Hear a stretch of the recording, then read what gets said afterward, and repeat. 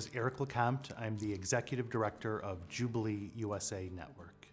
When we're talking about fighting debt crisis, it's important to understand that this is an issue that impacts our lives almost as much as the very oxygen we breathe. Right now around the world, we're looking at a re-emerging debt crisis. The International Monetary Fund, the United Nations, says that the primary reason for inequality around the world is because of debt. What does that mean when we talk about what's happening around the world? It means several things. Right now, in terms of inequality, we live in a world where less than 100 people own more than half of the world's population. So less than 100 people have more wealth than 3.5 billion people. And this inequality is a result of debt policies, tax policies, trade and transparency policies. So it's absolutely urgent as a global movement that we address debt. And we've been doing it together for a long time. We're gathered here in Slovenia. Eurodad, our international European Jubilee partners, have brought us together. And we've been working with Eurodad, with Afrodad, with Latin Dad, with all of the Jubilee groups around the world for more than 20 years. We came together in a moment where children throughout sub-Saharan Africa and Latin America were literally dying because of the debt crisis. And because of our work together, because of the global Jubilee movement that we built together, we've already won more than $130 billion in debt relief. That's meant that 54 million kids in sub-Saharan Africa have gone to school who never would have seen the inside of a classroom. It means that health clinics and hospitals and schools were built all throughout the developing world because of the debt relief that we've won. Now we're in a moment where there's a new debt crisis, where again, we are seeing more than half the countries in the world either wrestling with debt crisis, with financial crisis, with debt distress. And even though that money we won through the HIPC initiative, the MRDI initiatives, these debt relief initiatives that we won in the 2000s, even though it was so valuable in terms of ameliorating poverty around the world, now many of these countries are back in debt again. We see countries around the world facing financial crisis again. And what we're turning to as a movement in this moment is the importance of moving forward a new global bankruptcy process, a debt workout mechanism. This mechanism has the ability to ensure that we have stability in our global economy, that we're able to prevent austerity, and able to protect children. This work we're doing right now is so incredible, it's so important rather, as a global movement.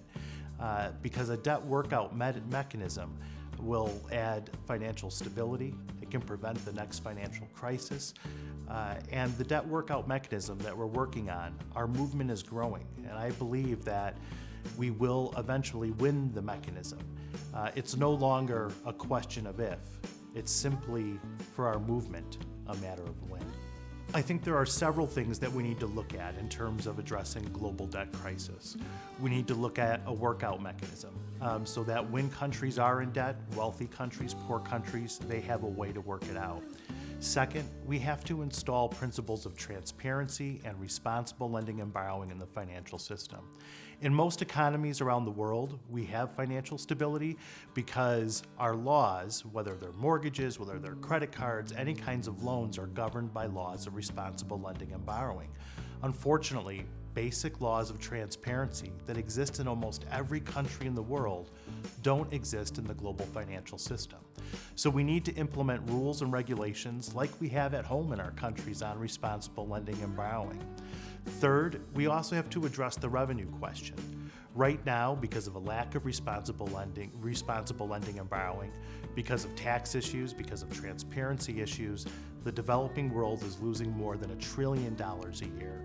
So not only is it important to move forward responsible lending and borrowing, we need to move forward tax policies, we need to move forward transparency policies that ensure revenue that is raised in countries stays in those countries instead of getting leaked out of those countries. So in terms of what we need to do, we need to, number one, move forward a debt workout mechanism, a bankruptcy process. Number two, we need to move forward laws on responsible lending and borrowing. And number three, we need to raise revenue through anti-corruption policies, tax transparency policies. When we move these policies together, we can ensure that we're able to prevent future debt crises.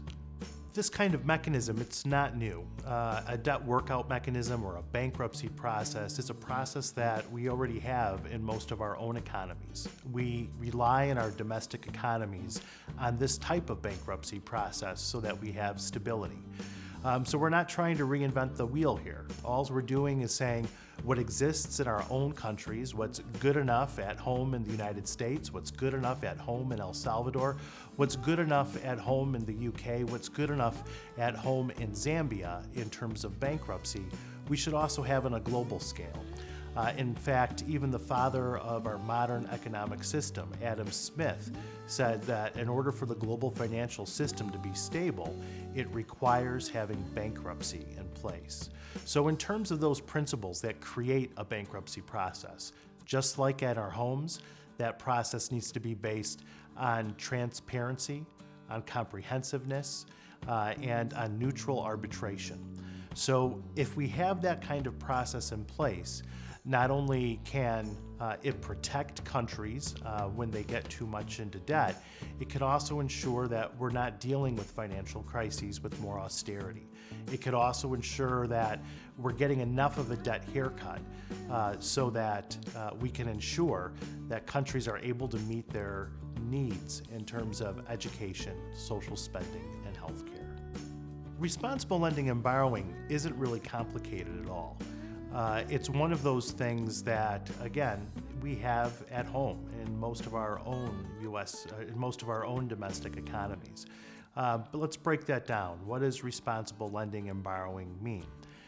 It means if you give me a loan, you should know that loan is going for the intended purpose. So if you gave me that loan to build a bridge, you should be able to see that loan built a bridge and not a palace. If I give you a loan for development, not only should I see where that money goes, I need to know that you're authorized to sign for that loan. So right now, many of the problems we're having around the world, many of the problems with the financial system, is because there isn't a transparent process. Many governments around the world lack basic public budget approval. So if you don't have a government that is transparently passing a budget with spending, with revenue, if you don't have that, you leave yourself open to having problems. So responsible lending and borrowing essentially is about transparency. It's about knowing what we're doing. It's about knowing that we're authorized to take out a loan on behalf of our country. And unfortunately, many of these basic pieces of transparency are currently absent around the world in the financial system. We're living in a world where we are seeing natural disasters become much more significant and have much greater impacts. Much of the developing world, whether that is the Caribbean, whether that's Africa, whether that's Latin America, they don't have the ability to deal with a natural disaster.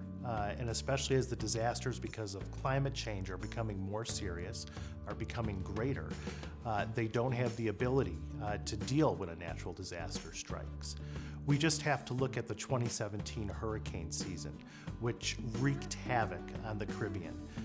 Dominica, Barbuda, Antigua, the U.S. Virgin Islands, Martinique, Puerto Rico were decimated by Hurricanes Irma and Hurricane Maria.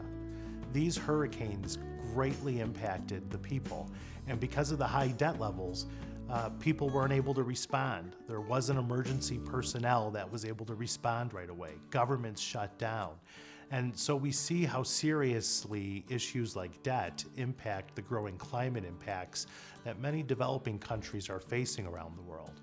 That's why it's absolutely critical right now that we're able to have in place certain processes that can protect countries when they face natural disasters as a result of the climate issues. I think one of the things that's incredibly important for us to move forward right now is a moratorium.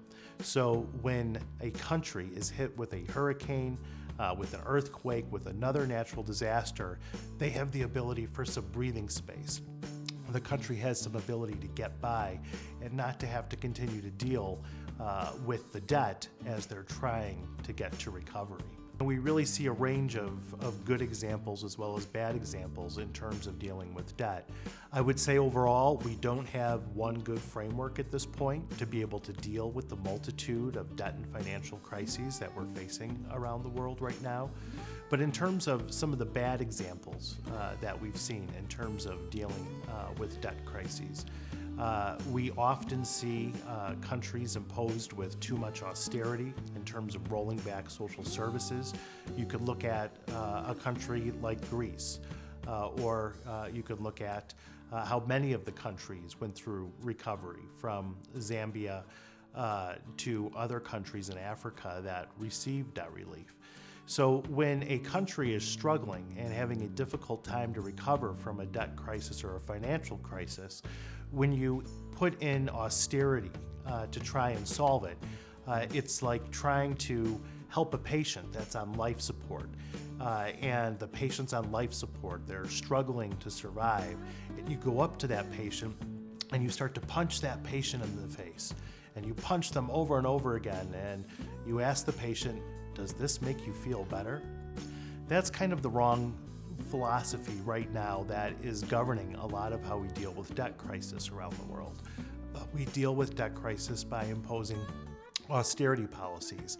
And at this point, even the International Monetary Fund has acknowledged that austerity doesn't lead to growth. Austerity traps economies longer in a financial crisis. So it's absolutely imperative that we are able to have processes that can say austerity is not the answer. Austerity is not the solution. We need to have policies that protect people, and in particular, protect vulnerable communities. In terms of some of the policies right now, which are some of the best at dealing with debt crisis, we have quite a few that are models right now. One of the most interesting things that happened in recent years is that the U.S. Congress in 2016 created a super bankruptcy process for Puerto Rico. That process has not moved forward in a way that we would have liked it to move forward, although it still can. It's the first super bankruptcy process since 1953, when Germany's debt was relieved. And just a few years ago, Germany finished paying its debt payments, because essentially a bankruptcy process came together to forgive the war debts of Germany, and it created what's commonly called in Germany the economic miracle, creating one of the most powerful economies on planet Earth because they received debt relief, because they had debt payments extended way into the future, and they also had their debt cut to get back to sustainable levels. That example right now is one of the most important and most shining examples about how we can have a process that protects people, that relieves debt, and prevents austerity.